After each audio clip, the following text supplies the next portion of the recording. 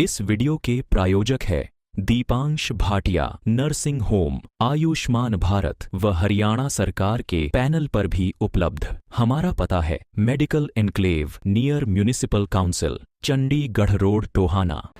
Party पद से भी इस्तीफ़ा दिया है, पार्टी की मेंबरशिप से भी इस्तीफ़ा दिया है, और कारण क्या होते हैं वो उनका मैं खुलासा नहीं करूँगा।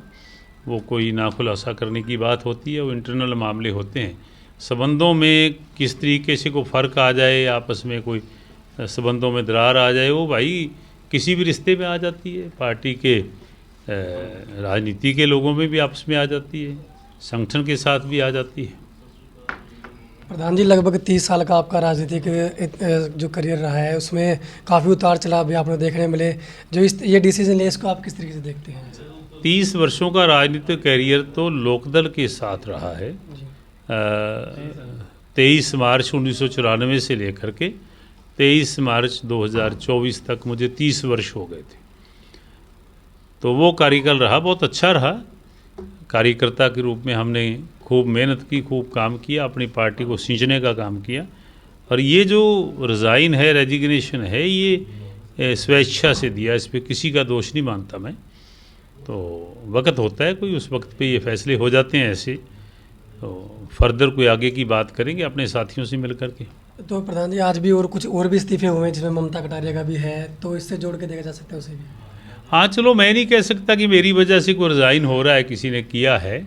वो तो अगले की स्वेच्छा होती है जिन लोगों ने किया है। जी, तो आप आगे और भी कुछ लगता है कि जैसे किस पार्टी में जाने की तैयारी है, कोई ऐसा कुछ फाइनल किया भी? देखिए, राजनीतिक व्यक्ति तो राजनीति ही करेगा, तो सभी साथियों से मिलकर के बैठ के चर्चा करेंगे, जो उनका आदेश होगा वो फैसला ले लेंगे। जो खबरों में है वो कांग्रेस की तरफ रुझान है कुछ, जैसे उसमें कितनी सच्चाई मानते हैं? नहीं, वो देखिए, अब आप मीडिया के साथी हो, आप मेरे से बात करके जा कर के कुछ भी लिख दो, मैं तो उसी बात को मानूंगा जो मेरे मुंह से, मेरी ज़ुबान से कोई बात आपने निकलवाई है, या सुनी है, या मैंने बोली है।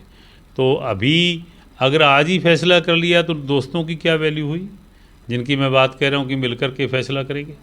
तो ये ऐसा नहीं होता। हमारा जनाधार, हमारा तो सब कुछ वही लोग होते हैं, पार्टी के कार्यकर्ता। उन लोगों से पूछेंगे, जो वो कहेंगे वो निर्णय करेंगे। तो पार्टी के नेताओं द्वारा भी कुछ मनाने का प्रयास, कुछ बातचीत हुई होता है परिवार के अंदर। जब कोई ऐसी चीज़ें होती हैं तो रोष होते हैं, तो फिर मनाने का भी प्रयास होता है, वो सब करते ही हैं।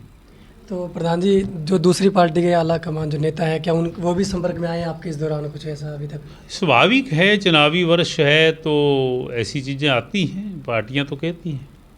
तो कौन कौन सी पार्टी का अगर हम बात करें? अभी मैं इससे ज़्यादा, जितनी बात आपको कही, इससे ज़्यादा कोई बात कहने में सक्षम नहीं हूँ, क्योंकि मैंने सभी साथियों को यही बात कही है कि दोस्तों से बात करके तो निर्णय होगा, फिर खुल करके आपसे बात करें। तो लिखित में ही प्रधान जी भेज दिया आपने इस्तीफा? नहीं, मैंने कहा ना, मौखिक तौर पे अभी दिया है, समय मिला नहीं, तो जा कर के खुद हमारे राष्ट्रीय अध्यक्ष जी को दे के आएंगे। लेटेस्ट वीडियोस के लिए अभी सब्सक्राइब करें A1 हरियाणा को और प्रेस करें बेल आइकन, ताकि सभी अपडेट्स आपको मिले सबसे पहले।